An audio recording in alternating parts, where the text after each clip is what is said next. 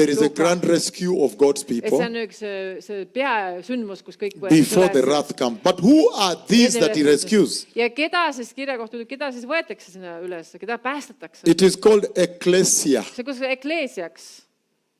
Ecclesia. Eklesia. The church. Ja kirik. And it means those who are called out of the world to serve God.